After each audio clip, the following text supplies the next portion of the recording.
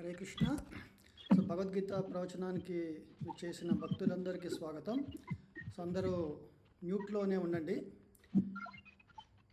So మీరు ఆన్లైన్లోనే join అయిన తర్వాత తప్పకుండా మ్యూట్లోనే ఉండండి. అందరికీ ఇక్కడ ఒక నిమిషం, మారుతి ప్రసాద్ ప్రభు మ్యూటెడ్. సో ముందుగా మనము మంగళాచరణ ప్రార్థనలతో మొదలు పెడతాము. సో రిక్వెస్ట్ ఎవ్రీవన్, మీరు మ్యూట్లోనే ఉండండి. Please repeat. ఓం అజ్ఞానతిమిరాంధస్య జ్ఞానాంజనశలాకయ చక్షురున్మిళితం యేన తస్మై శ్రీగురవే నమః.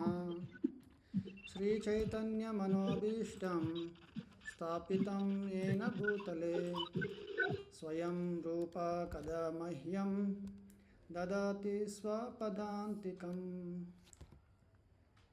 నమో విష్ణుపాదాయ కృష్ణప్రేష్టాయ భూతలే శ్రీమతే భక్తివేదాంత స్వామిన్నితి నామినే.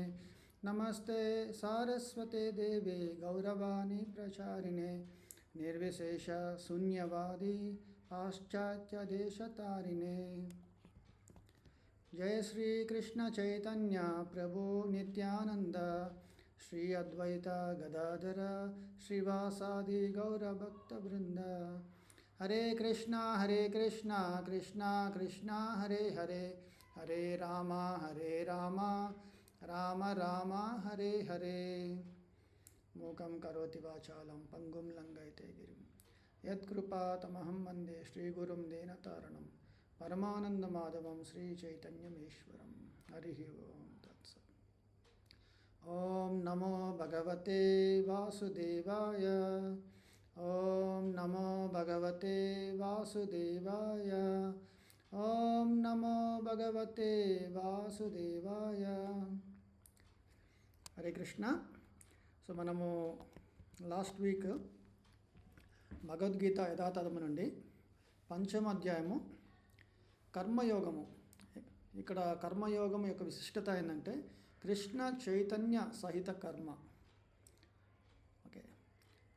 సో దీని గురించి మనము చాలా వివరంగా మొదటి ఒక సెక్షన్ 1 నుంచి 9 శ్లోకాలని మనము వివరంగా చెప్పుకున్నాము.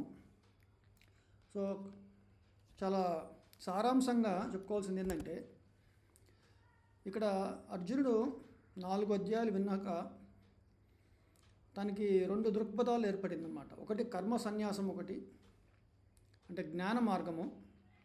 రెండోది వచ్చి కర్మ దాన్ని నిష్కామగా చేస్తూ భక్తియుత కర్మగా అంటే భగవత్ ప్రీతిగా చేయటాన్ని, అంటే యుద్ధము చేయటమా భక్తిపూర్వకంగా, లేదా ఈ యుద్ధంతో నాకేం పని, యుద్ధము వలన నాకేమీ ఉపయోగమే లేదు, నేను చక్కగా భగవద్ ధ్యానం చేసుకుంటూ ముక్తిని పొందుతాను అని అర్జునుడి యొక్క భావన.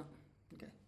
ఇప్పుడు యుద్ధం అంటే తన మనస్సు మొత్తం కూడా ఎలా అస్త్రశస్త్రాలను ఎదుర్కోవాలి, సమయానికి వచ్చిన కష్టాన్ని తను ఎట్లా తట్టుకొని నిలబడాలి, వీటి మీద ధ్యాస ఉంటుంది. అదే తను యుద్ధాన్ని విరమించి చక్కగా వనవాసానికి వెళ్ళి తపస్సు చేసుకుంటూ భగవద్ధ్యానము ముక్తి పొందొచ్చు కదా అనేది అర్జునుడి యొక్క వాదన. సో కృష్ణ ఎందుకు నన్ను కర్మ సన్యాసాన్ని తక్కువ చేస్తూ అంటే భక్తితో కర్మని ప్రోత్సహిస్తున్నావు మళ్ళీ అనేది అర్జునుడికి వచ్చే సంశయం అన్నమాట. సో దానికి కృష్ణుడు ఏమన్నారంటే ఈ జ్ఞాన మార్గం అంటే కర్మ సన్యాసం తీసుకోవడానికి అంటే అన్ని కార్యకలాపాలు అంటే వర్ణాశ్రమంలో క్షత్రియుడిగా తను చేయవలసిన విద్యుత్ కర్మ వాటిని విడనాడి ఓకే తను ఒక జ్ఞాన మార్గంలో ఓకే ఒక తపస్సు చేసుకోవటం అనేది అంత సులభమైన పని కాదు. దానికి ఒక అధికారం కావాలి. అంటే అధికారం అంటే ఆత్మ పరిశుద్ధ అంటే శుద్ధ ఆత్మ అని ఉండాలన్నమాట. మన మనసులో ఎటువంటి కల్మషాలు లేకుండా ఉన్నప్పుడే సాధ్యపడుతుంది. ఒక ఉదాహరణకి ఈరోజు మనకి సెలవు ఇచ్చారు, ఇంకా మనకి ఏ ఆఫీస్ పనులు ఏమీ లేవు, చక్కగా ఇంట్లో కూర్చొని మనము ఒక 4-5 గంటల పాటు పూజా మందిరంలో భగవద్ధ్యానం చేసుకుంటూ కాలం గడపచ్చు కదా. మనం చేయలేం అది. సెలవు వచ్చినా ఆఫీస్ ఉన్నా మన దగ్గర ఉన్న ఆ యొక్క రతి అంటే అనురక్తి ఏంటంటే భగవంతుడికి కాస్త సమయం మాత్రమే మనం కేటాయించగలుగుతాము. మిగిలిన సమయంలో మన యొక్క సత్వ రజ తమ స్వభావరీత్యా మనం కార్యం చేస్తూ ఉంటాం అనమాట, ఏదో ఒకటి. సో అందుకని కృష్ణుడు అన్నారో ఆ చేసే కార్యం ఏదైతే ఉందో క్షత్రియుడిగా దాన్ని భగవత్ప్రీతిగా నువ్వు కానీ చేయగలిగితే ఓకే అది చాలా మేలు అని చెప్పొచ్చారన్నమాట. ఓకే అర్జున, నువ్వు తపస్సు చేయడానికి వెళ్తున్నావు, ఏం చేస్తావు తపస్సులో? తపస్సులు ఏం చేస్తాము మనము? ఈ అనంత కోటి విశ్వంలో భగవంతుడు ఎవరు ఆధ్యాత్మిక చింతనలో ఉంటాం అన్నమాట. కానీ ఇక్కడ యుద్ధం చేయడం వల్ల భగవంతుడి గురించి మనము ఒక విశ్లేషణాత్మకంగా ఉండడం కంటే భగవంతుడికి సంబంధించిన ఒక సేవ చేయడంలో మహద్భాగ్యమే కదా. ఆలోచించండి, ఇది ఒకటి చాలా ఇంపార్టెంట్ పాయింట్. సో విశ్లేషణ చేయొచ్చు, భగవంతుడు ఎవరు, నేను భగవంతుడికి ఆయన ఒక అంశను అని చెప్పేసి మనం తపస్సు చేయొచ్చు, ఓకే, మెడిటేషన్ ధ్యానంలో కూర్చోవచ్చు, ఓకే. కానీ ఇక్కడ భగవంతుడి యొక్క సేవలో మనము ఒక చీపురు తీసుకొని ఒక మందిరంలో మనం ఊడ్చి, ఓకే, చక్కగా దీపాలు వెలిగించి పూల మాలలు కట్టి భగవంతుని అలంకరించి దేదీప్యమానంగా భగవంతుడి యొక్క నివేదన అర్చనలు చేయటం వల్ల, భగవంతుడి కైంకర్యాలు చేయటం వల్ల వచ్చే ఆ మహద్భాగ్యము గొప్పది కదా అనేది ఇక్కడ కృష్ణుడు చెప్తున్నారు అన్నమాట. అంటే నువ్వు ఈ యొక్క జగత్తు ఉన్నవన్నీ కూడా మాయామోహితమైనవి, ఓకే, జగత్ మిథ్య అన్నారు, ఓకే. మిథ్య అంటే ఈ యొక్క తాత్కాలికమైనది, మన యొక్క సంబంధాలన్నీ, ఓకే. ఇక్కడ మన శరీరం తాత్కాలికమైనది, మన సంబంధాలు, ఇక్కడ మనం చేసే పనులు, ప్రతిదానికి రిటైర్మెంట్, ప్రతిదానికి చేంజ్ ఉంటుంది. మరి అటువంటి ఈ తాత్కాలికమైన జగత్తులో నేనెందుకు ఒక కార్యాన్ని చేయాలి అనేది విశ్లేషణిస్తారన్నమాట జ్ఞాన మార్గంలో ఉన్నవాళ్ళు. కానీ భక్తి మార్గంలో ఉన్న వాళ్ళు ఏం చేస్తారంటే ఇక్కడ భగవంతుడి యొక్క ఐశ్వర్యమే కనబడుతుంది నాకు ఎటు చూసినా. మనం ఒక చిన్న ఉదాహరణ అండి. ఒకసారి నేను మా నాన్నగారు వాళ్ళ పల్లెటూరుకి వెళ్ళానమాట.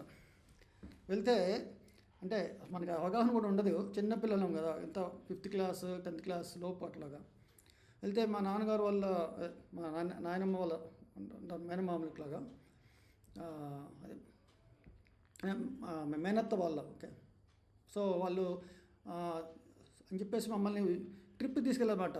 ఇది ఆ ఊరిలో ఏమన్నా విశేషాలు అన్నట్టుగా ఒక పెద్ద ప్లేస్కి తీసుకెళ్ళిన తర్వాత రే ఇక్కడి నుంచి ఆ కనబడే వరకు మొత్తం మన పొలమేరా అన్నారు. మీకు అర్థమైందండి? అంటే అక్కడ చెట్లు, కొన్ని కూరగాయలు అన్ని రకరకాలు ఉన్నాయి. అవన్నీ ఎవరికి సంబంధించినవి? అక్కడ అన్నీ పండినవన్నీ. ఆ పొలం ఓనర్ ఎవరు? అది మనదే అని తెలిసినప్పుడు మనకు ఒక సంబంధం ఏర్పడుతుంది. వీటన్నిటినీ నేను సద్వినియోగపరచాలి అనే ఒక భాగ్యం అనేది ఏర్పడుతుంది కదా, మనకి భావన ఏర్పడుతుంది కదా. అలాగే ఈ అనంతకోటి విశ్వంలో కనబడేది ప్రతిదీ కూడా భగవంతుడి యొక్క ఐశ్వర్యమే. మరి నేనెవరిని? భగవంతుడి యొక్క అంశని.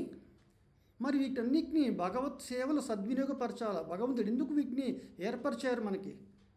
దీనికి ఒక కారణ జన్మ అనేది కూడా ఉంది అనేది తెలుసుకోగలిగితే, ఓకే, అదే మనం మహద్భాగ్యం అని భగవంతుడు శ్రీకృష్ణ దేవాది దేవుడు ఇక్కడ చెప్పొచ్చారన్నమాట. సో ఇప్పుడు మనం 10వ శ్లోకం నుంచి ఇట్లా నిష్కామ కర్మలో ఆయన నిమగ్నమయ్యి ఎట్లా తన ఆచరణాత్మకంగా తన కార్యాలను చేస్తాడు, తన కర్మలను విధి విధానాలను ఎట్లా చేస్తాడు అని చెప్తున్నాను అన్నమాట ఇప్పుడు. ఓకే, ఇక్కడ 10వ శ్లోకంలో బ్రహ్మణ్యాదాయ కర్మాణి సంగం త్యక్త్వా కరోతి యః లిప్యతే న స పాపేన పద్మపత్రం ఇవాంబస. కర్మ ఫలముల అన్నిటినీ భగవానుకు అర్పించి ఆసక్తి లేకుండా తన ధర్మములను నిర్వహించువాడు నీటిచే అంటబడని తామరాకు వలె పాపకర్మ ఫలితములచే ప్రభావితుడు కాదు. ఇక్కడ మనం అర్థం చేసుకోవాల్సిందండి ఒక చిన్న ఉదాహరణ దీని నుంచి. ఇందాక మనం చెప్పుకున్న పొలము ఉదాహరణ చాలా మంచిగా మీకు అర్థమైతే, ఇక్కడ ఏమన్నారండి, కర్మ ఫలములు అన్నిటినీ భగవంతుడికి అర్పించి అన్నారు. అంటే ఇందాక మనం చెప్పుకున్నాం కదా, ఇక్కడ మనం చేసిన పనులన్నీ కూడా మనం ఎవరికి అర్పిస్తామండి? మనమైనా అనుభవిస్తాము, లేదా మన ఇంట్లో ఫ్యామిలీ మెంబర్స్కి, మన పేరెంట్స్, మన పిల్లలు, వీళ్ళతోనే మనం పంచుకుంటాం అన్నమాట. మరి దీంట్లో అది అంటారు చూసారండి, add Krishna in your life. Okay, అంటే మనం కొత్తగా ఒక శిశువు జన్మిస్తే ఒక అమ్మాయి ఒక అబ్బాయి ఈరోజు జన్మిస్తే మనం ఏమనుకుంటాము, మన ఫ్యామిలీలో ఒకళ్ళు యాడ్ అయ్యారు, ఒకళ్ళు పెరిగారు. సో ఇక మీదట మన ఇద్దరం అయితే ఇప్పుడు ముగ్గురం లేదా నలుగురం, ఇలాగ మన కుటుంబం అనేది. ఇట్లాంటి విధానంలో భగవంతుణ్ణి మన యొక్క అనుబంధంలో ఉంటే, ఒక అనురాగం అనేది ఏర్పడితే, మనం చేసిన ప్రతి కర్మ యొక్క ఫలము ఆయనకు అర్పించాలనే ఒక భావనలో ఉంటారన్నమాట. ఎలాగైతే దాన్ని సద్వినియోగపరచాలనుకుంటామో అన్నీ కూడా మనం ఇంద్రియ భోగములకు కోసం కాకుండా ఒక ధర్మంగా మనం నిర్వహిస్తాం అన్నమాట కర్మల్ని. సో దీన్ని ఇంకొక రకంగా అర్థం చేసుకోవాలండి. మనకి ఈ శరీరంలో మనం చెప్పినట్టుగా కనబడేది స్థూల శరీరము, అంటే పంచభూతాలతో కూడింది. అంటే ఈ శరీరంకి మన కళ్ళు ఇట్లా అన్నీ ఉన్నాయి కదా, లోపల ఏముంటుంది? మనస్సు, బుద్ధి, అహంకారం ఉంటుంది. నేను ఈ శరీరాన్ని అని చెప్పుకొచ్చేది అహంకారం. అంతర్లీనంగా మనం ఆత్మస్వరూపులము. మనం పోయిన వారం చెప్పున్నట్టుగా ఈ ఇంద్రియాలు మనల్ని ఎప్పుడైతే కొంచెం ఎజిటేట్ చేస్తూ నాకు ఇది కావాలి ఒక కోరిక జనిస్తుందో, మన మనస్సు దాని మీద కేంద్రీకృతం అవుతుంది. వెంటనే దాన్ని సాధించాలి, దాన్ని అనుభవించాలి అన్న ఒక సంకల్పం అనేది మనసుకు ఏర్పడుతుంది. బుద్ధి ఏం చేస్తుందంటే విచక్షణ చేస్తుంది. ఇది మంచిదేనా, దీనివల్ల నాకు ఆనందం లభిస్తుందా, దుఃఖం లభిస్తుందా అన్న ఒక విచక్షణ అనేది బుద్ధి చేస్తుంది. సో ప్రతి కర్మలో మూల యొక్క విశ్లేషణ ఏం చెప్పుకోవచ్చు అంటే, దీని నుంచి మనం ఎంత ఆనందం పొందగలము, దీని నుంచి ఏదైనా మనకి ఒక ప్రాబ్లమ్స్ ఏర్పడే ఇబ్బందులు ఏర్పడే అవకాశం ఉందా అనేది ఒక విచక్షణ అనేది ఏర్పరుస్తూ ఉంటుంది మన ఈ యొక్క బాహ్య శరీరము, సూక్ష్మము లేదా స్థూల శరీరము. సో కానీ మనం చేసే ఆ కర్మ శాస్త్ర అనుగుణంగా చేయటం వల్ల మనకి అన్ని శుభాలు ఏర్పడతాయి. ఎలాంటి పెద్దల మాట వింటే మనకి అన్ని శుభాలు ఉంటాయి అంటారు కదా, అట్లాగే ఇదివరకు ఒక గుడికి వెళ్ళి ఒక పెద్ద గొప్ప పండితుడు, విద్వాంసులు వాళ్ళు చెప్పిన మంచి మాటలను విని ఆచరణలో పెట్టి వాళ్ళు సంతోషాలతో ఉండేవారు. ఇది మన పెద్దలు చెప్పిన మన మాట. పెద్ద బాల శిక్ష అంటే కొన్ని పదాలు చెప్తారు, మంచి మంచి నీతి కథలు, మోరల్ స్టోరీస్. సో అలాగ మనం ఆచరించేవన్నిటిని కర్మలు కింద చెప్పచ్చు ఒక రకంగా. కానీ ఈ కర్మలో ఎట్లాంటి చెప్పుకుంటున్నాం మనము, మన మనస్సు లేదా బుద్ధి ప్రేరేపితమవుతుంది విచక్షణతో. నేను ఇది చేస్తే నా స్వలాభానికి ఎక్కువ ఆశ ఉంటుందన్నమాట.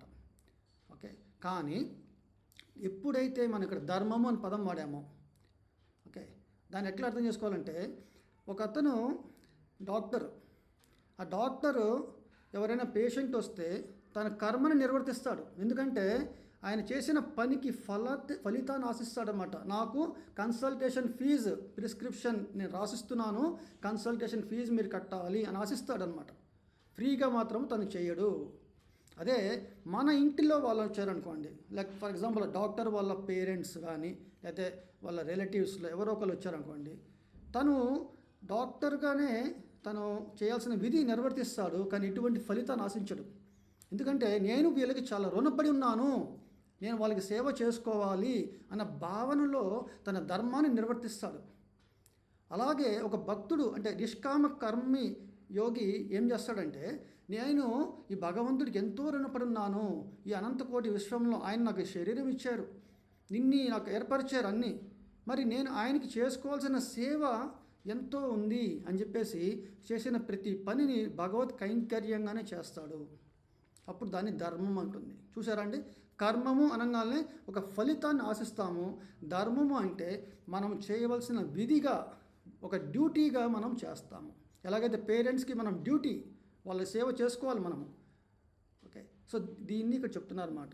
ఓకే, ఇక్కడ బ్రహ్మణ్యాదాయ కర్మాని సంగం త్యక్త్వ, ఫలితం గురించి ఆశించము. కరోతి యః లిప్యతే నా సపాపేన, ఇక్కడ తనకి పాప ఫలితం గురించి ఫలితమే ఆశించడం లేదు తను. ఓకే, సో అందువల్ల ఇక్కడ తామరాకు ఎట్లాగైతే నీటిలో ఉండి ఈ నీటి యొక్క ఎఫెక్ట్ తామరాకు పైన ఉండదు, అలాగే సృష్టిలో ఎటు చూసినా నేను ఏదో ఒకటి అనుభవించాలి అన్న కోరికతోనే మన మనసు జలిస్తుంది. మరి ఆ కోరికని మనము నిర్ధారించలేము. ఓకే, ఆ కోరికని మనం అరికట్టలేమన్నమాట.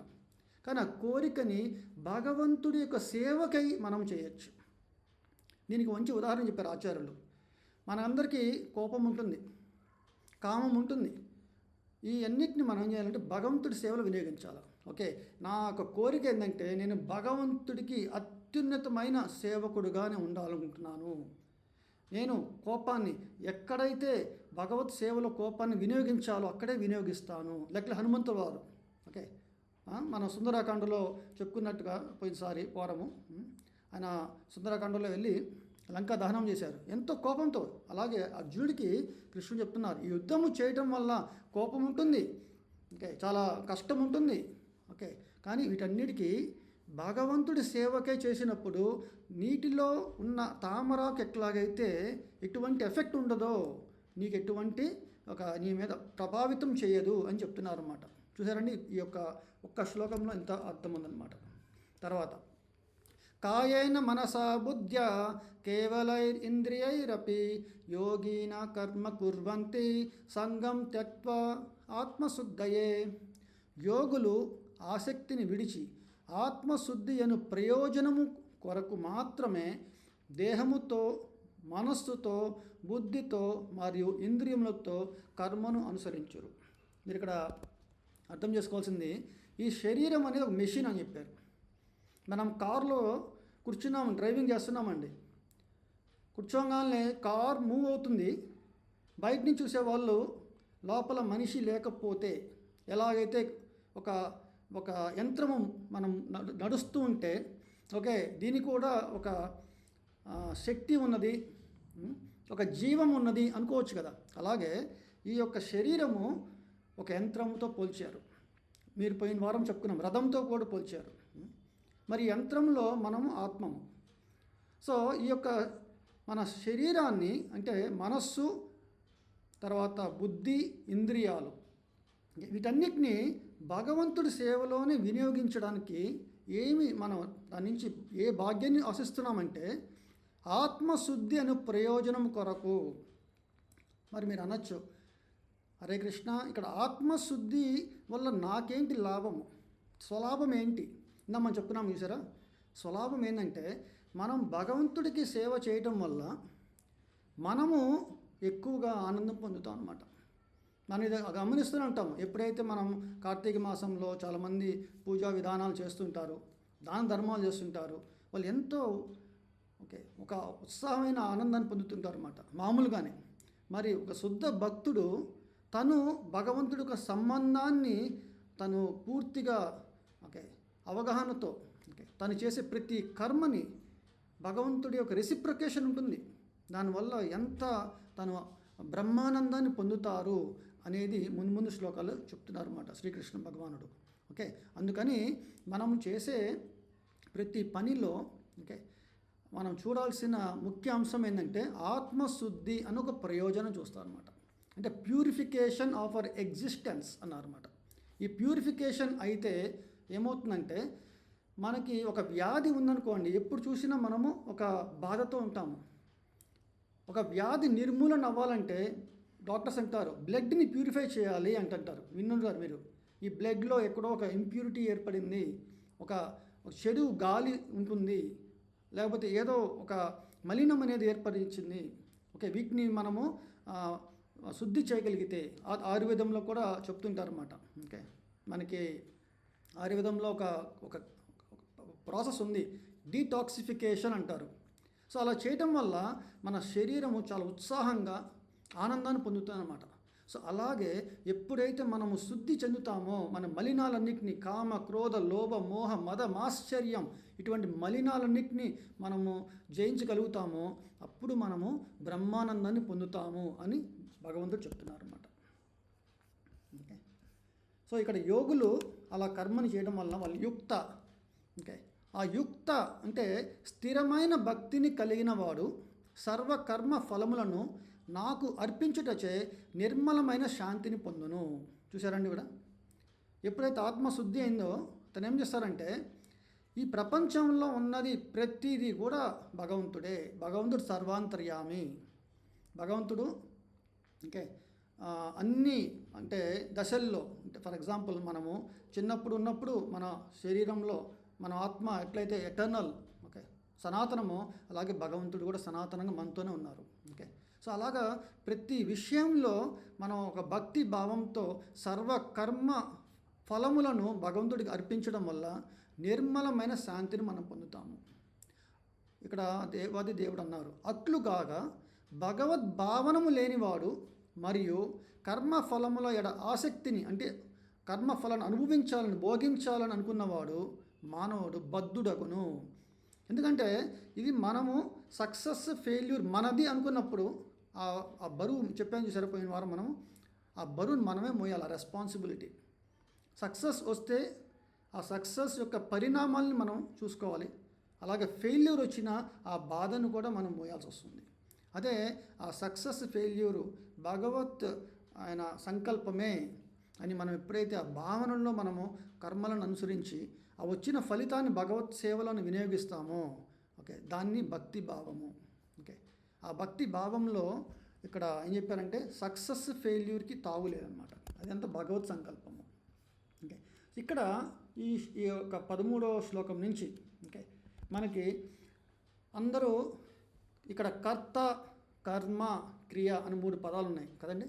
కర్త అంటే ఎవరు చేస్తారు, కర్మ అంటే ఓకే దేన్ని నిర్దేశించబడింది, క్రియ అంటే చేయు విధానాన్ని.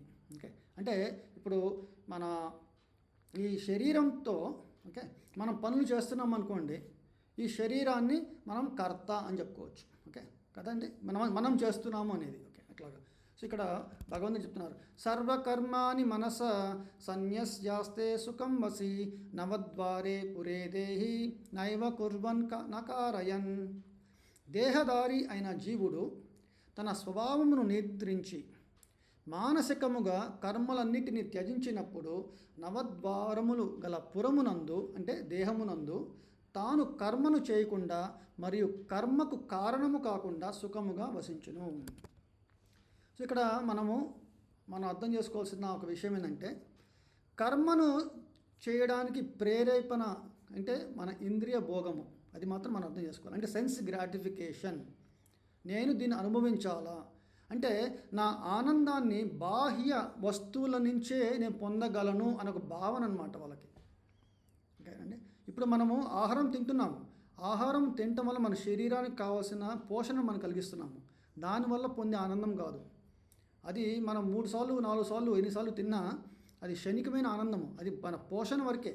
అలాగే మనం నిద్రిస్తాము, ఎందుకని మనం బాగా టైర్డ్గా ఉన్నప్పుడు కాసేపు విశ్రమిస్తే మన బాడీ రీజనరేట్ అవుతుంది, మన ఎనర్జీ రీజనరేట్ అవుతుంది.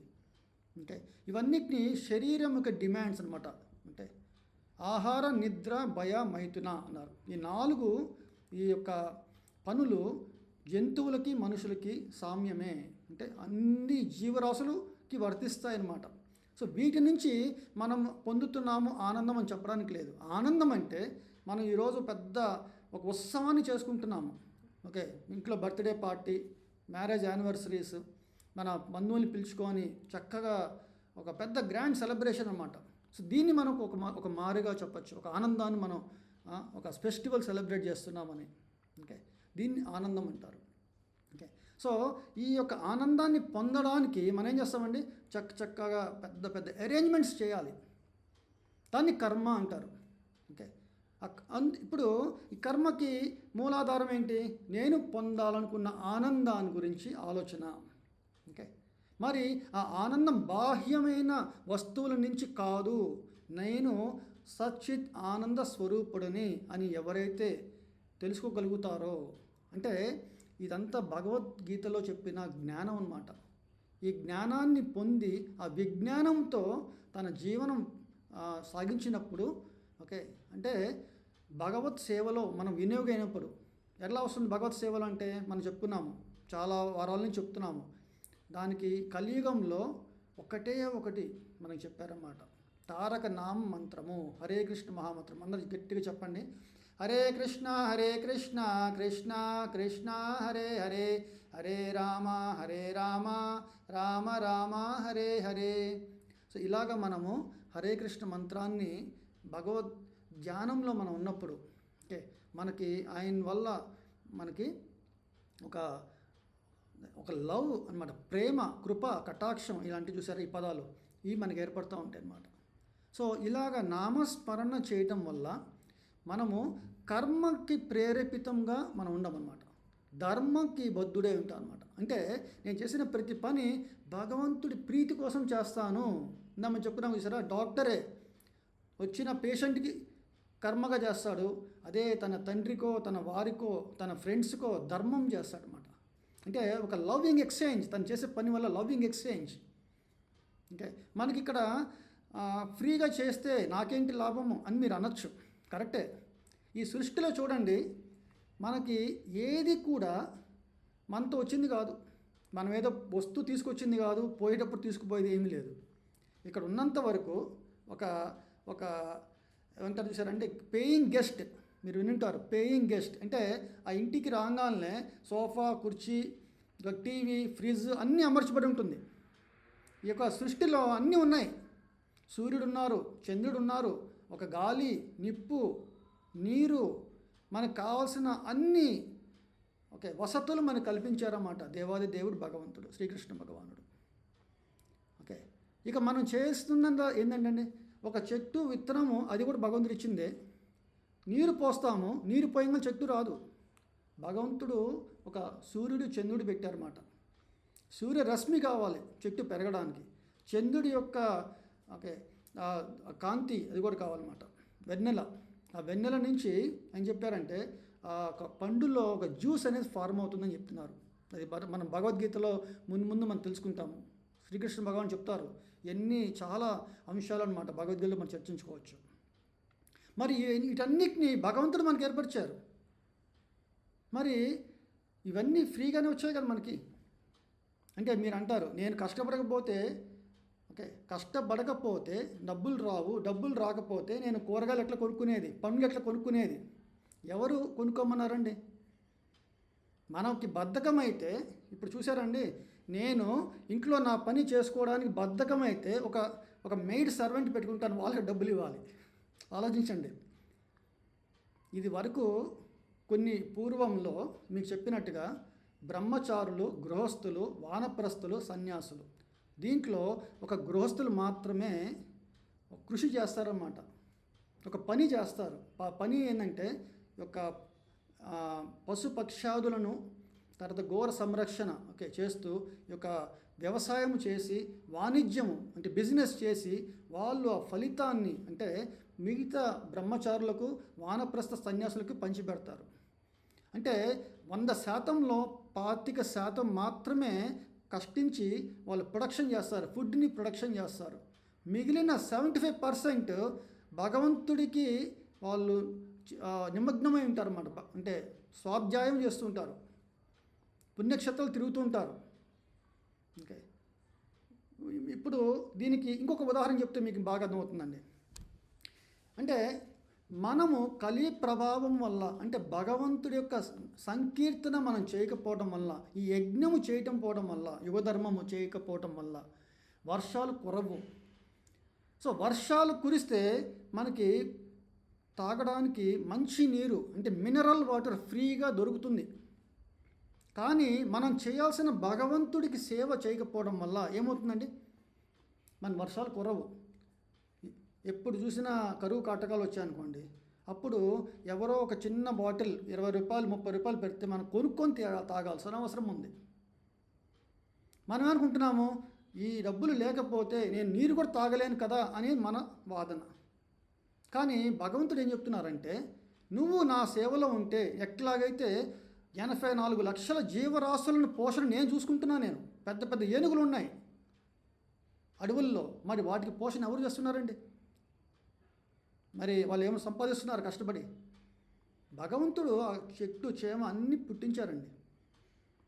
మనం చేయాల్సింది ఏంటంటే భగవత్ సేవలో నిమగ్నమై ఉంటే మన అన్ని పనులు మనం చేస్తాము. మనమేమి ఈ ఆఫీస్కి వెళ్ళొద్దు అనటం లేదు, కానీ వెళ్ళే పని భగవంతుడి గురించి మనం ఆలోచిస్తూ చేయటం వల్ల ముందు మనం చాలా ప్రభావితం అవుతాం. ఎట్లా అంటే మనస్సు పరిశుద్ధ అవుతుంది.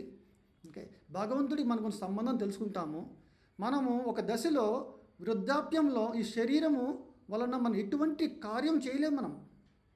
మరి ఆ దశల్లో కూడా మనల్ని ఎవరు చూస్తుంటారండి? మనం బతుకుండగానే మనం చూస్తున్నాం అది. ఇక చివరి దశల్లో వచ్చినప్పుడు మనం మళ్ళీ వేరే శరీరంకి మళ్ళీ వెళ్ళాల్సి వస్తుంది. ఎందుకంటే మన మనస్సు ఎటువంటి కల్మషాలు లేకపోతే మనం ధామానికి చేరుకుంటాం. కానీ ఇటువంటి కల్మషాలు ఉన్న వేరే యొక్క జీవరాశుల్లోకి మనం వెళ్ళాల్సి వస్తుంది. అందుకే ఇక్కడ మనం ముఖ్యంగా చెప్పుకుంటున్నామండి ఈరోజు, దేహదారి అంటే ఒక దేహాన్ని ధరించిన జీవుడు తన స్వభావాన్ని నియంత్రించి మానసికంగా కర్మలను త్యజించాల, అంటే ధర్మం చేయాలి అని చెప్తున్నారు అన్నమాట. లేకపోతే ధర్మం చేయకపోతే ఏమవుతుంది? ఈ యొక్క నవద్వారము అంటే నాకు ఆనందం పొందాలి. ఎలా పొందాలి? టీవీ చూడడానికి కళ్ళు వాడతాను, మంచి మ్యూజిక్ వినడానికి చెవులు వాడతాను, మంచి ఆహారము ఆస్వాదించడానికి ఒక జంక్ ఫుడ్స్ అనుకోండి, ఇంకా చెప్పాలంటే నాకు టేస్ట్ టంగ్ వాడతాను. ఇలాగ రకరకాల మన నవద్వారములు అన్నమాట ఇవన్నీ. 2 చెవులు, 2 కళ్ళు, ముక్కు, నోరు, ఇంకా ఇట్లాగ మన శరీరంలో 9 ద్వారములు ఉన్నాయన్నమాట, 9 హోల్స్. మరి ఈ 9 హోల్స్ ఎగ్జిట్ పాస్ అనమాట. మన ఎంజాయ్మెంట్కి మన భోగించడానికి మనకి ఒక సాధనం అన్నమాట ఇదంతా. మరి ఈ యొక్క కర్మని చేయడానికి ఈ సాధనము వాడుతున్నాము అని చెప్తున్నారు.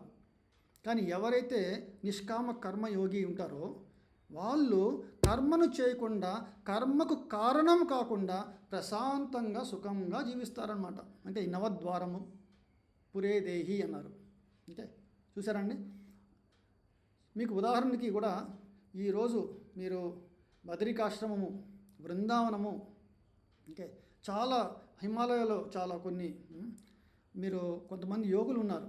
వాళ్ళు అక్కడ ఏమీ మనలాగా రకరకాల ఉండవన్నమాట అనుభవించడానికి.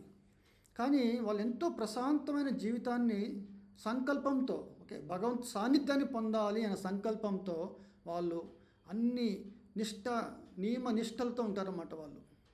ఎందుకు అంటే ఇక్కడ అగైన్ మళ్ళీ మనం చెప్పుకోవాల్సింది, కర్మకు ప్రేరేపితం అయ్యే ఒక దశ ఎట్లా అంటే మూడు రకాలు చెప్పుకోవాలి. మనము టెంపుల్లో ఉన్నామనుకోండి, టెంపుల్ గుడిలో కానీ ఒక గొప్ప పిలిగ్రిమేజ్ అంటే మన హోలీ ప్లేస్, పుణ్యక్షేత్రము. ఆ పుణ్యక్షేత్రంలో ఉన్నప్పుడు మనం ఏ పని చేయాలన్నా నేను భగవంతుడి కోసమే చేయాలన్న ఒక సద్భావం కలుగుతుంది. రెండవది, మనము ఒక మంచి సిటీలో సిటీ ఇట్లాంటి ఉన్నామనుకోండి ప్లేస్, ఈ ప్లేస్లో మనకి కలిగే భావన ఎట్లా అంటే నేను ఏదో సాధించి గొప్ప వ్యక్తినయ్యి నేను గొప్ప అనుభవించాలనుకుంటాను అనమాట. ఇంకొక దశ ఏంటంటే నేను పొందిన డబ్బులు వీటన్నిటిని చక్కగా ఎక్కడ పడితే అక్కడ వినియోగించి రెస్టారెంట్స్కి వెళ్తాను, సినిమాకి వెళ్తాను, వీటికి వెళ్తాను ఇట్లా అనిపిస్తుంది. సో ఒక స్థాన బలాన్ని బట్టి మన కర్మని ఎలా ప్రేరేపితమైందో ఎట్లాగే ఈ దేహదారి జీవుడు ఈ శరీరము అన్న దశలో తాను అనుకుంటున్నారు ఏంటంటే నేను కర్తగా ఉండజాలను అనుకుంటున్నారు. కానీ ఇక్కడ శ్రీకృష్ణ భగవాన్ అన్నారు, నా కర్తృత్వం నా కర్మాని లోకస్య సృజతి ప్రభు, నా కర్మఫల సంయోగం స్వభావస్తు ప్రవర్తతే. తన దేహం అనేది పురము యొక్క అధిపతి అయిన జీవాత్మ కర్మలను సృష్టింపడు, జనులను కర్మలు చేయమని ప్రేరేపించడు, కర్మ ఫలమును సృష్టించడు. ఇది అంతయు ప్రకృతి త్రిగుణముల చేతనే చేయబడుచున్నది. ఓకే, చూసారండి, ఇందాక మనం చెప్పుకున్నట్టుగా సాత్విక చింతన, గుడికి వెళ్తే సాత్విక చింతన ఉంటుంది. ఓకే, లేదా మనము ఒక ఆఫీస్కి వెళ్ళామనుకోండి, రాజసిక చింతన ఉంటుంది, ఏదో సాధించాలని గొప్పగా అని ఉంటుంది. ఆ టైంలో ప్యాషన్ అదే ఉండాలి మనకంటారు, ఇట్లా ఉంటేనే పని చేయగలుగుతాము. లేదా ఒక రెస్టారెంట్స్, బారు, చాలా రకరకాల ప్లేసెస్కి మనం వెళ్ళి ఓకే అనుభవించడానికి ఉంటాం చూసారండి, దాన్ని తామసికం అనమాట. ఓకే, సో ఈ యొక్క త్రిగుణములు చేతనే మనము ప్రేరేపితమై కర్మలను చేస్తాం. కానీ ఒక జీవుడు అంటే నేను కర్మను చేయడానికి ఎటువంటి ప్రేరేపణ ఉండదన్నమాట. ఓకే, అంటే ఈరోజు తల్లిదండ్రులు అంటున్నారు, నాయనా నువ్వు గొప్పగా చదువుకో అని. అది చెప్పింది తల్లిదండ్రుల అంటే తల్లిదండ్రుల యొక్క, మళ్ళీ చెప్పుకోవాల్సింది ఏంటంటే మనస్సు, బుద్ధి, వాళ్ళకున్న బుద్ధి మనస్సు ప్రేరేపిస్తూ మనల్ని కూడా ప్రేరేపిస్తుంది అన్నమాట. అది మనం ఉదాహరణ చెప్పుకోవాలి. కానీ ఇదంతా ఎవరి స్వభావం ఉందో ఆ స్వభావం రీత్యా జరుగుతుందని చెప్తున్నారు ఇక్కడ. ఓకే, తర్వాత నా దత్తే కస్యచిత్ పాపం నచైవ సుకృతం విభో అజ్ఞానేనావృతం జ్ఞానం తేన ముహ్యంతి జంతవ. భగవానుడు ఎవరి పాపమును గాని పుణ్యమును గాని గ్రహింపడు, అయినను జీవులు వారి నిజ జ్ఞానమును ఆవరించిన అజ్ఞానముచే మోహమును పొందురు. ఇక్కడ మనం కర్త అను పదం చెప్పుకున్నాం చూసారండి. మొదటగా మనం చెప్పుకున్నాము జీవుడు కర్తనా. సో జీవుడు కర్తనా అనుకుంటే మొదటగా కాదు. ఓకే, ఎందుకంటే జీవుడు తన శరీరంలో అట్లా ఉన్నాడు. ఓకే, కానీ ఈ మనస్సు, ఈ బుద్ధి, ఈ రెండు మనకి ప్రేరేపితం చేస్తూ, అంటే శరీరము ప్రేరేపితం చేస్తూ ఉంటుంది. మరి ఈ శరీరం ఎవరు? శరీరం దేంతో కూడుకున్నది? ప్రకృతితో కూడుకున్నది. అందుకే రెండో శ్లోకం చెప్పారంటే స్వభావస్తు ప్రవర్తతే అన్నారు. అంటే ఈ యొక్క శరీరానికి దాల్చిన స్వభావము. అందుకే ఒకరి స్వభావం నుంచి ఇంకో స్వభావం చూస్తే చాలా తేడా, వ్యత్యాసం కనబడుతుంది. అందరూ ఒకే రకంగా ఉండరు, ఎందుకంటే అందరి శరీరాలు రకరకాలైనవి. దీనికి మంచి ఉదాహరణ చెప్పుకోవాల్సింది ఏంటంటే, మనం ఒక స్పెక్టికల్ షాప్కి వెళ్ళామనుకోండి, అన్ని స్పెట్స్ చూస్తాము, అన్నీ చూడడానికి కళ్ళజోడులు లాగానే ఉన్నాయి. నాకు ఈ మోడల్ నచ్చింది, నాకు ఇవ్వండి అంటే ఆ షాప్ అతను అన్నారు, ఏమండి దాని యొక్క సైట్ పవర్ వేరు అంటారు. మీ సైట్ పవర్ వేరు అంటే చూడడానికి అన్ని కళ్ళద్దాలు ఉన్నట్టుగాన ప్రతి దానికి ఒక సైట్ పవర్ ఉంటుంది. అంటే కర్మ అనేది మనకు ఉంటుందన్నమాట.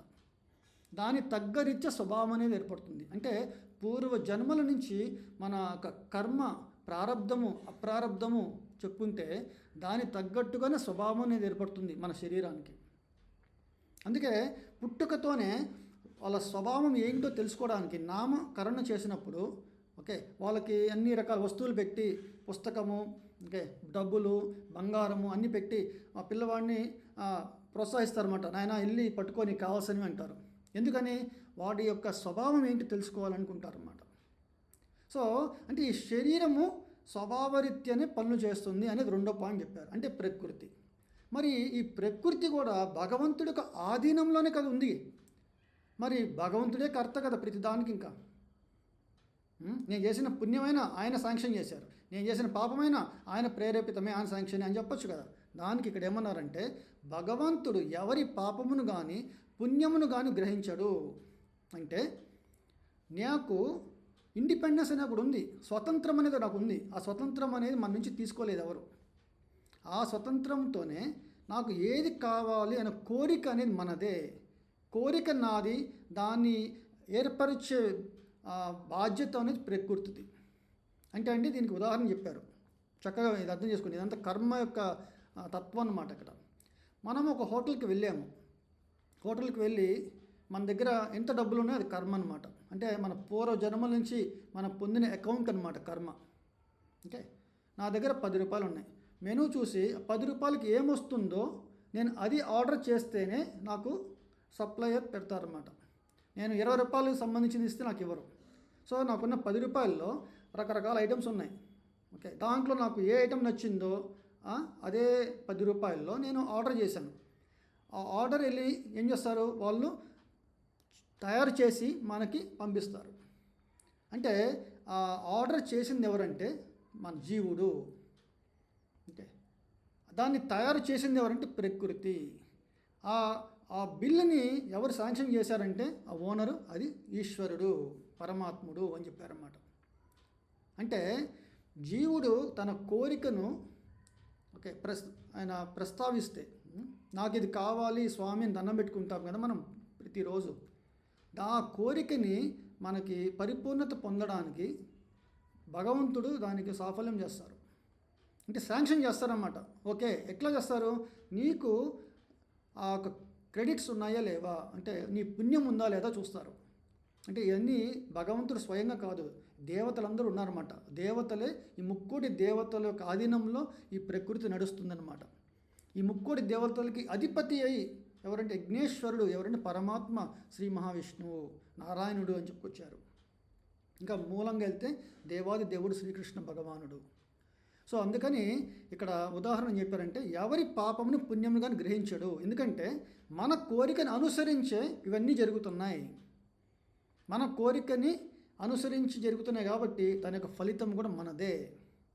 కానీ నిష్కామ కర్మయోగి యొక్క తన యొక్క మానసిక స్థితి, అంటే తన యొక్క స్థితి ఎట్లా ఉంటుందంటే బ్రహ్మస్థితిలో ఉంటారు. ఆ బ్రహ్మస్థితిలో నేను భగవంతుడి యొక్క సంబంధంలోనే చేసే ప్రతి పని వల్ల ఆ పాపము కానీ పుణ్యం కానీ నాకు అంటదు అని చెప్పుకొస్తున్నారు అన్నమాట ఇక్కడ. ఓకే, అందుకే ఏమన్నారంటే అయినను జీవులు వారి నిజ జ్ఞానము ఆవరించిన అజ్ఞానము అనే మోహంలో ఉంటారన్నమాట.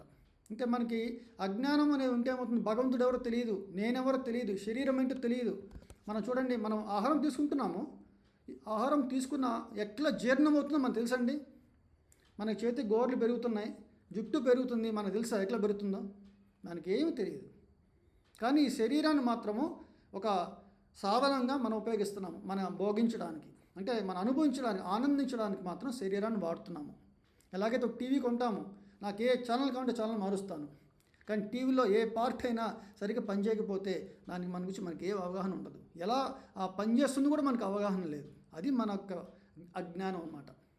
సో దేవాది దేవుడు శ్రీకృష్ణ భగవాన్ అంటున్నారో ఈ ఇక్కడ మూలము ప్రకృతి, పరమాత్మ ఈశ్వరుడు, జీవుడు ఎలా పనిచేస్తారో, అంటే వాళ్ళ యొక్క రోల్ అంటే ఎంత చూసారా, నా రోల్ ఏంటి, ఈశ్వరుడు యొక్క రోల్ ఏంటి, పరమాత్ముడి యొక్క రోల్, అట్లా ప్రకృతి యొక్క రోల్ ఏంటి, ఓకే కర్త కర్మ క్రియ ఎలా జరుగుతుంది అనేది ఇక్కడ మనం చెప్పుకొచ్చారనమాట. ఎవరైతే ఈ జ్ఞానాన్ని మనం అర్థం చేసుకున్నారో, అంటే ఈ యొక్క శరీరము కర్మ చేయడానికి కారణము ఎందువల్ల అంటే కోరిక అని చెప్పుకోవాలి ఇక్కడ మనం. ఫస్ట్ నా కోరిక వల్లనే ప్రతిదీ ఇక్కడ సాగుతుంది. ఇక్కడ అసలు కోరిక జనించడానికి కారణం ఏంటంటే అనుభవించడానికి, ఆనందించడానికి. మరి ఆనందము బాహ్య వస్తువుల పైన నుంచే మనము పొందుతున్నామని ఒక మోహములో ఉన్నాము అనే అజ్ఞానం చెప్తున్నారన్నమాట ఇక్కడ. అదే ఎవరైతే నిజమైన జ్ఞానాన్ని పొందారో వాళ్ళు ఎట్లా ఉంటారు, ఆ జ్ఞానం అంటే ఏంటి చెప్తున్నారు ఇక్కడ. మానవుడు అజ్ఞానమును నశింపజేయు జ్ఞానముచే ప్రకాశవంతుడైనప్పుడు పగటి పూట సూర్యుడు సర్వమును ప్రకాశించజేయునట్లు అతని జ్ఞానము సర్వమును వ్యక్తపరచును.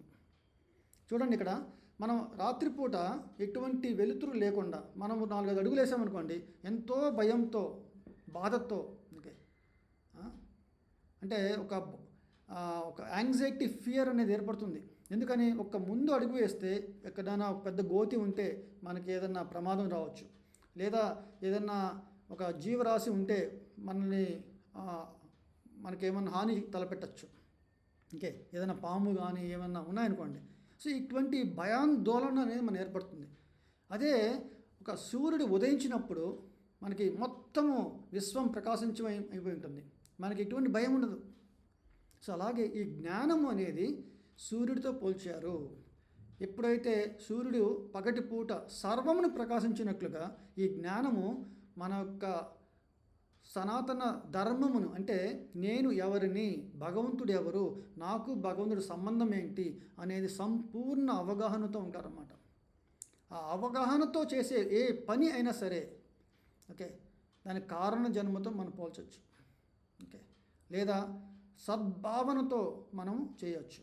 ఓకే ఇది చాలా ముఖ్యంగా చెప్పుకోవాలి. తర్వాత బుద్ధి, మనస్సు, విశ్వాసము, ఆశ్రయము అన్నీయు భగవానుని యందే లగ్నమైనప్పుడు మానవుడు సంపూర్ణ జ్ఞానముచే కల్మషరహితుడై నేరుగా ముక్తి మార్గమున పయనించును. ఇక్కడ చూడండి, ఈ సంపూర్ణ జ్ఞానము పొందాలంటే ఏం చేయాలండి? మనకున్న మనస్సుని, బుద్ధిని, విశ్వాసము, మనము చాలా రకరకాల వస్తువులపైన విశ్వాసం ఉంటుంది.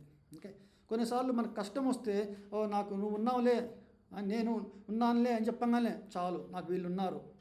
కానీ ఇక్కడ ఏమంటున్నారు?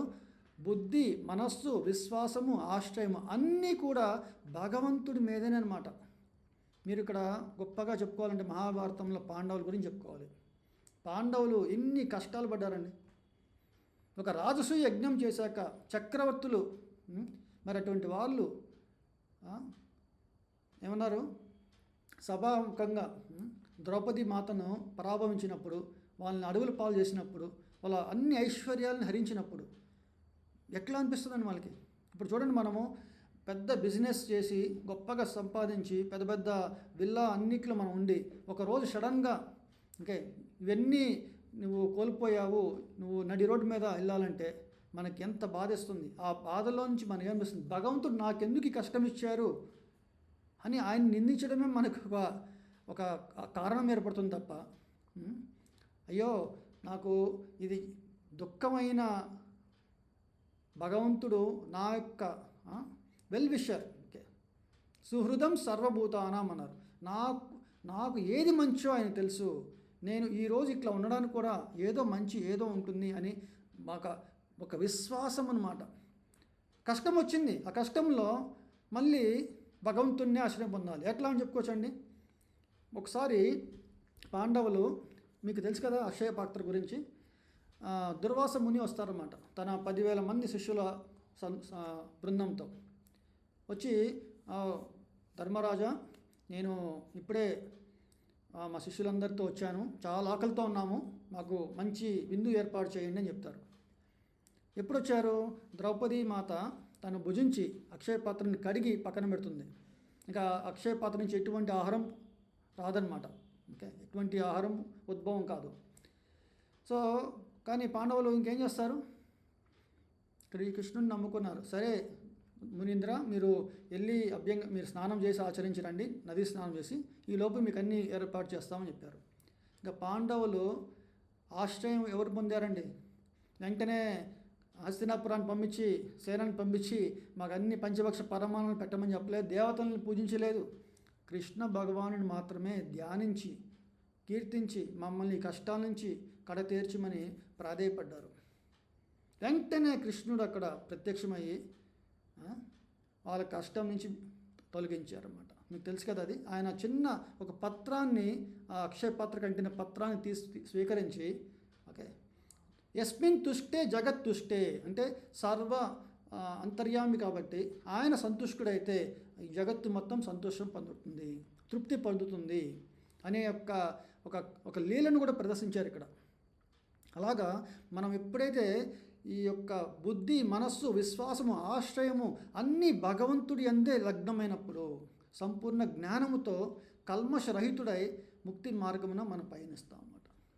ఓకే ఇది చాలా మంచిగా మనం అర్థం చేసుకోవాలి. తర్వాత ఇటువంటి సంపూర్ణ జ్ఞానం పొందిన వాళ్ళు ఎట్లా ఉంటారు, వాళ్ళ లక్షణాలు ఏంటి అని చెప్పుకొస్తున్నారు. వినమ్రులైన పండితులు యథార్థమైన జ్ఞానము కలిగిన వారగుటచే అంటే ఇక్కడ సంపూర్ణ జ్ఞానం పొందారన్నమాట. యథార్థ జ్ఞానం అంటే అప్పుడేమైంది? విద్య, వినయము రెండు వచ్చాయన్నమాట.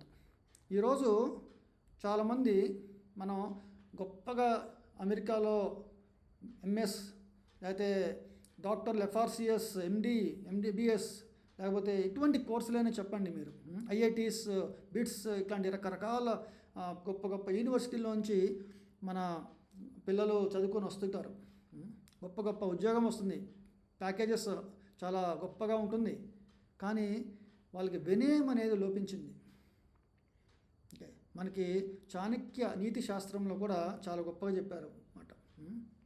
ఇక్కడ చాణక్య నీతి శాస్త్రం గురించి చెప్పుకునేంత సమయం లేదు, కానీ ఒక చిన్న ఉదాహరణ ఇక్కడ చెప్తున్నారంటే విద్య వినయముతో కూడిన అన్నారన్నమాట. విద్య ఉన్నప్పుడు వినయం ఏర్పడుతుంది. వినయం ఏర్పడినప్పుడు పెద్దలు చెప్పిన మంచి మాటలు, అంటే పెద్దలు కూడా తల పండిన అని చెప్పుకున్నా చూసారా ఒక వారం మనం. తల పండాలి అంటే వాళ్ళ జ్ఞానంతో తల పండాలి, అంతేగాని అజ్ఞానంతో ముసలితనం వచ్చి నాకు పిల్లలకి ఏమి చేయలేని పరిస్థితిలో మనం ఉంటాం అన్నమాట. ఓకే, అందుకే మనము ముందు భగవద్గీత సంపూర్ణ అవగాహన చేసుకోవాలి. మన తరము, మన నెక్స్ట్ వచ్చే తరము వాళ్ళందరికీ మనం అందించాలి ఈ భగవద్గీతోపదేశాన్ని. ఇక్కడ అందుకే శ్రీకృష్ణుడు అన్నారు, సంపూర్ణ జ్ఞానమును కలిగిన వారు విద్యా వినయముతో కూడి, ఓకే, వాళ్ళు బ్రాహ్మణుణ్ణి, ఒక గోవును, ఒక ఏనుగుని, ఒక కుక్క మాంసమును, శునక మాంసము తిను చండాలుడిని సమదృష్టితో చూస్తారు. అంటే బ్రహ్మస్థితి ఏర్పడింది అన్నమాట.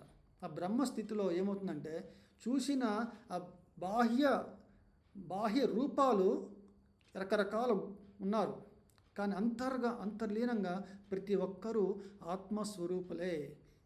ప్రతి ఒక్కరూ వాళ్ళ యొక్క కర్మ ఫలాన్ని అనుసరించి రకరకాల శరీరాన్ని పొందారు అని తెలుసుకోగలుగుతారు అన్నమాట.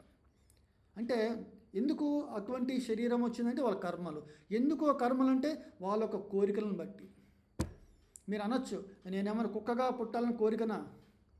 ఎవరికి కుక్కగా పుట్టాలని కోరిక ఉండదు, కానీ కుక్కకి వచ్చిన లక్షణాలని అనుభవించాలని కోరిక పుడుతుంది మనకి. నేను ఆలోచించండి బాగా. ఓకే, పందిని ఎవరైనా పుట్టాలనుకుంటామా? పంది లక్షణం ఏంటంటే ఏది పడితే ఎక్కడ పడితే అక్కడ తింటుంది. ఆ లక్షణాలని మనం ఆచరిస్తున్నాం అన్నమాట. అప్పుడు భగవంతుడు అంటారు, ఓకే, నీకు రకరకాలు తినాలనుకుంటున్నావు కాబట్టి వెళ్ళి పంది యొక్క శరీరంలో ఉంటే నీకు అడ్డు అదుపు లేకుండా హాయిగా నువ్వు అనుభవించవచ్చు. అందుకే ఏం చెప్తున్నారంటే వారి కర్మలను అనుసరించి, అంటే వాళ్ళ కోరికలను అనుసరించి రకరకాల శరీరాన్ని దాల్చిన వ్యక్తి వీరందరూ. బ్రాహ్మణుడు, గోవు, ఏనుగు, శునకము, చండాలుడు. కానీ వీళ్ళు మాత్రం సమదృష్టితో చూస్తారు. ఏం చూస్తున్నారు? బాహ్యంగా చూడటం కాదు. ఓకే, అంటే అంతకు మనం అంతర్లీనంగా అంతర్గతంగా ఎవరు మనము, అంటే ప్రతి జీవరాశి భగవంతుడి యొక్క ఆత్మస్వరూపులు అని మనం తెలుసుకోగలుగుతాం అన్నమాట. దానివల్ల సమానత్వము మరియు ఏకత్వములో కూడిన మనస్సు కలవారు జనన మరణ స్థితులను జయించినట్టి వారై ఎందురు. ఇక చూడండి, ఇంకా మనము చిన్నప్పుడు బాల్యము, తర్వాత యవ్వనం దశలో వచ్చాము, తర్వాత ఇప్పుడు ఒక మిడిల్ ఏజ్, తర్వాత వృద్ధాప్యం ఏర్పడుతుంది. 3 దశల్లో చెప్పుకోవచ్చు మామూలుగా. సో ఈ యొక్క జీవితంలోనే మన శరీరాల్ని రకరకాలుగా మారుస్తూ బాల్యం నుంచి వృద్ధాప్యం వరకు చూస్తున్నాము. ఓకే, మరి మరణం తర్వాత మళ్ళీ ఇంకొక మరు జన్మ ఉంటుంది. ఓకే, పునరపి జననం పునరపి మరణం అని చెప్పారు శంకరాచార్యుల వారు. సో అట్లాగా ఎందుకు ఏర్పడుతుందండి అని? మన ఒక అజ్ఞానం వల్ల ఏర్పడుతుంది. అదే సంపూర్ణ జ్ఞానమును పొందిన వారు ఈ జనన మరణాలని జయించి బ్రహ్మము వలె దోషరహితులై ఉండురు. ఆ విధముగా వారు బ్రహ్మమునందు స్థితిని కలిగి ఉన్నట్టు వారే అవుతారు. అంటే ఇక్కడ బ్రహ్మభూత, జీవభూత అని 2 పదాలు చెప్పుకొచ్చారు భగవద్గీతలో. జీవభూత అంటే భూతము అంటే మన యొక్క ఉనికి, జీవము భూతం అంటే ఈ శరీరంతో మనము ఆపాదించుకున్నప్పుడు మనము జీవభూతం అని చెప్పాలి. అంటే నేనే శరీరము, ఈ శరీరంతో ఉన్న సంబంధాలు నావి, అహం మమ అనుకున్నప్పుడు దాన్ని జీవభూతము అన్నారు. నేను భగవంతుడి యొక్క స్వరూపాన్ని, అంటే ఆయన యొక్క అంశను, ఓకే, ఆయన యొక్క అంశను నేను. భగవంతుడు విభు అయితే నేను అను అని మనం అర్థం చేసుకున్నప్పుడు, ఓకే, ఆయనకి మనకి క్వాలిటీ సేమ్, ఒకే గుణాలు ఉన్నమాట. కానీ ఆయన గుణాలు షోడశ ఐశ్వర్య సంపూర్ణుడు అనమాట. నేను చాలా అంటే చిత్ కణ అన్నారు అనమాట. అటువంటి నా యొక్క స్థితి, దాన్ని బ్రహ్మస్థితి అన్నారు. అంటే భగవంతుడు ఎటువంటి లక్షణాలు ఉన్నాయంటే మనకి మహాభారతము, రామాయణము, భాగవతము మనం చదివామంటే భగవంతుడి యొక్క లీలను మనం తెలుసుకోగలుగుతాము. మరి ఆ లీలల్లో ఆయన లక్షణాలు, ఆయన గుణగణాలు మనం తెలుసుకోగలుగుతాము. ఆ గుణగణాలన్నింటినీ సత్పురుషులందు కూడా మనం చూస్తున్నాం, మనం మహాత్ముల యొక్క కూడా మనం చూస్తున్నాం అన్నమాట. ఓకే, గొప్ప గొప్ప ఇప్పుడు మనకి ఇప్పుడే ఈ మధ్య మనకి హనుమత్ జయంతి వచ్చింది. హనుమంతుల వారు భగవత్ సేవలో రామచంద్ర ప్రభు యొక్క సేవలో ఉండి ఆయన రాముడు కన్నా ఎక్కువ పరాక్రమవంతుడు అనిపించుకునే రీతిలో ఉన్నారు. ఆలోచించండి, మనం శ్రీరామచంద్రుడి యొక్క ఆయన యొక్క దయ ఉండడం వల్ల హనుమంతుల వారు కొన్ని పరీక్షలు జరిగినాయి. ఆయన కూడా ఆయన అనుకున్నారు నేనే రాముల వారిని కాపాడుతాను అనుకున్నారు ఒక దశలో. ఆయన ఏం చేయలేకపోయారు. వెంటనే నాకు అహం ఏర్పడింది. ఇంకా ఒక దశలో, చిన్న దశలో వెంటనే ఆయన మళ్ళీ రామచంద్ర ప్రభు నేను మళ్ళీ మీ దయకి నేను కృపార్థుని కావాలనుకుని అనే ప్రార్థన చేస్తే వెంటనే ఆయన తెలుస్తుందన్నమాట.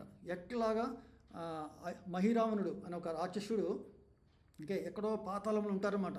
ఆయన ఎక్కడున్నారో ఆయనకు తెలియదు. ఆయన గురించి ఆడ తెలుసుకుంటారు, వెళ్ళి లక్ష్మణులు కాపాడుతారు. సో రామలక్ష్మణులు కాపాడే స్థితిలో హనుమంతుల వారు ఉన్నారు.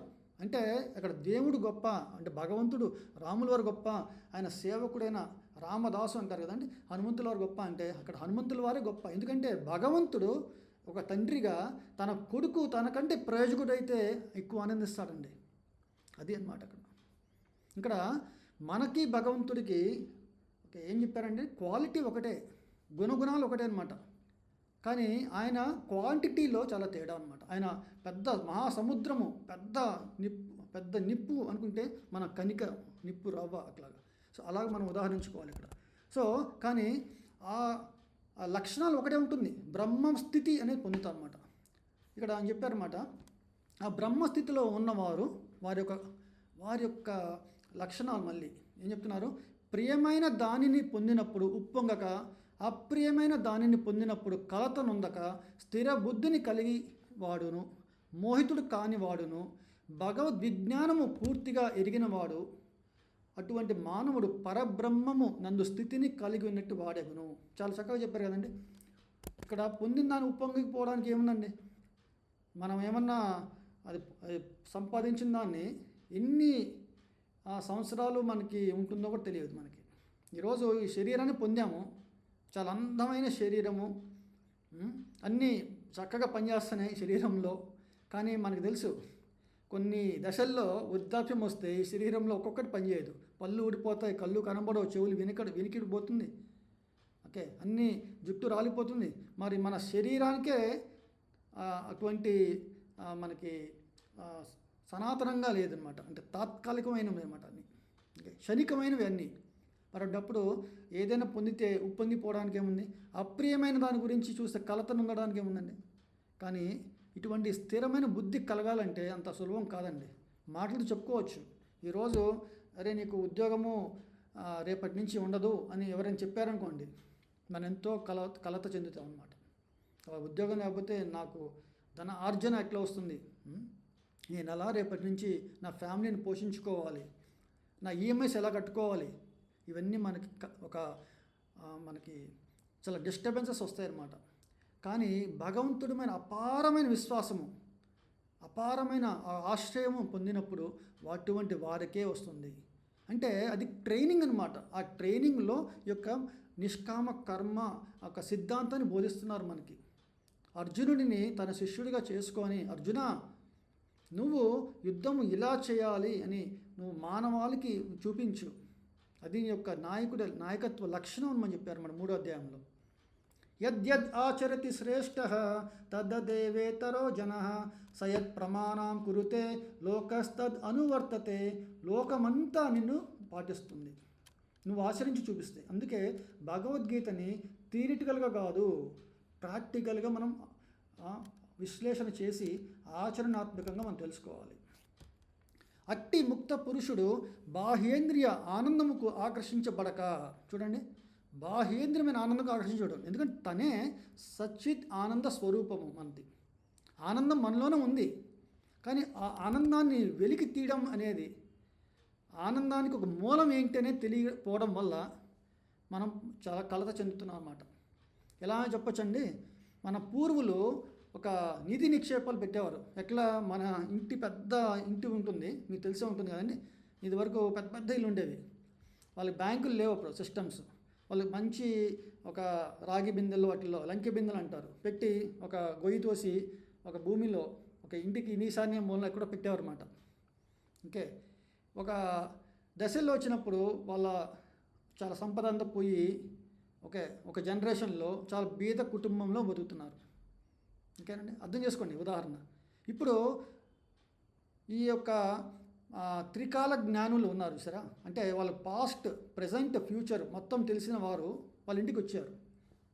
వీళ్ళు వచ్చి, స్వామి మేము సేవించుకోవడానికి మా దగ్గర ధనం లేదు, మీకు మంచి భోజనం పెట్టలేని పరిస్థితిలో ఉన్నాము అనుకున్నారని వాళ్ళు నవ్వుస్తుంది వాళ్ళకి.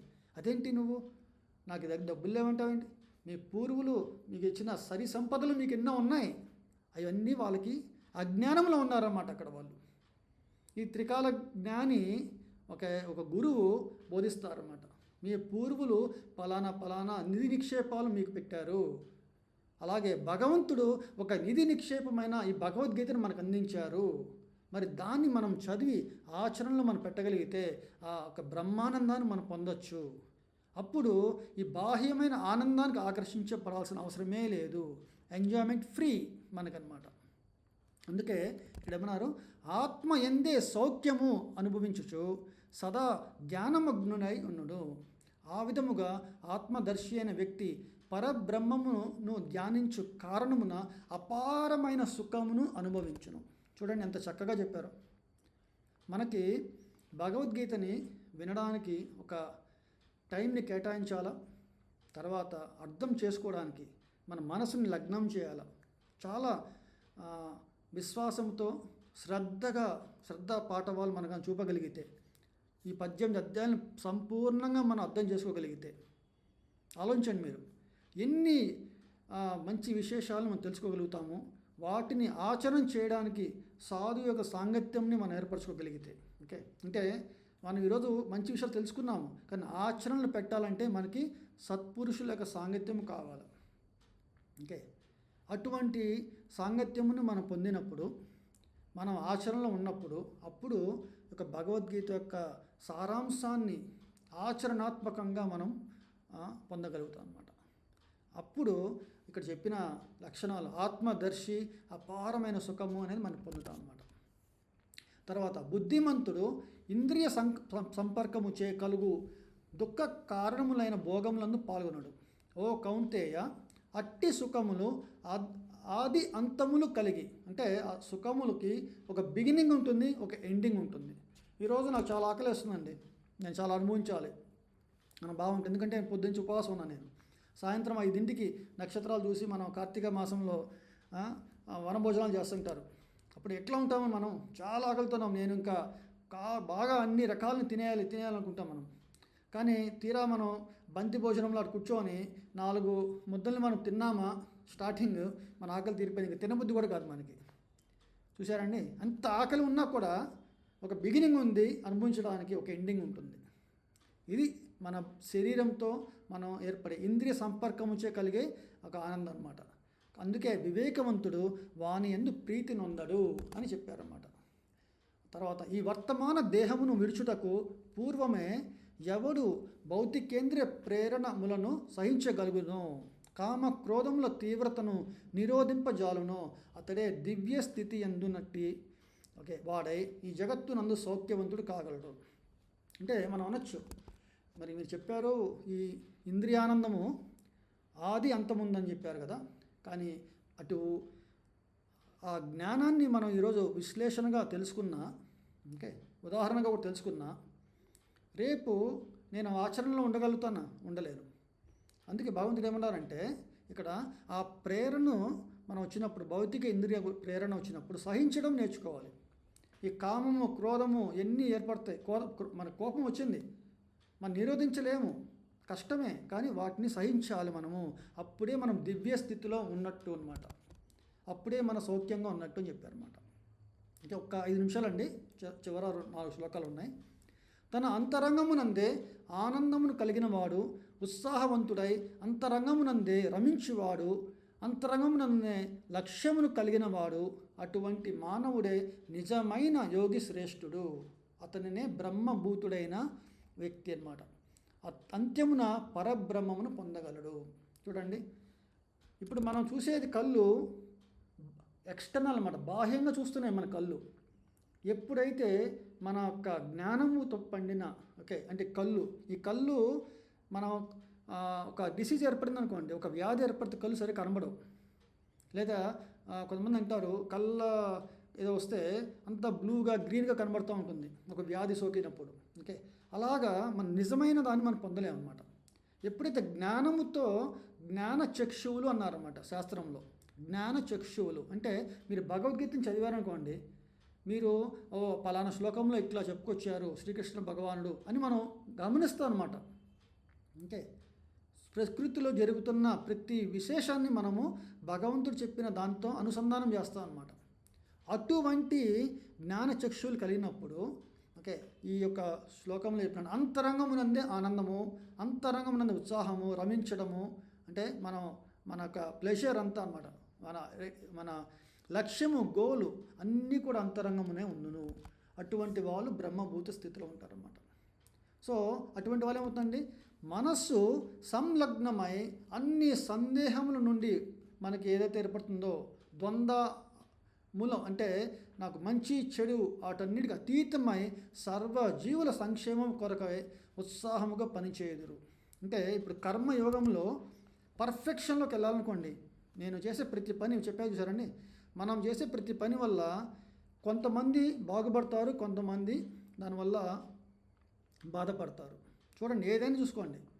కానీ ఎవరైతే భగవత్ యొక్క సంకల్పముతో, అంటే ఆయన యొక్క సేవలో నిమగ్నమై చేసిన పని ఉందో దానివల్ల సర్వే జన సుఖినో భవంతు అని చెప్పుకొస్తున్నారు.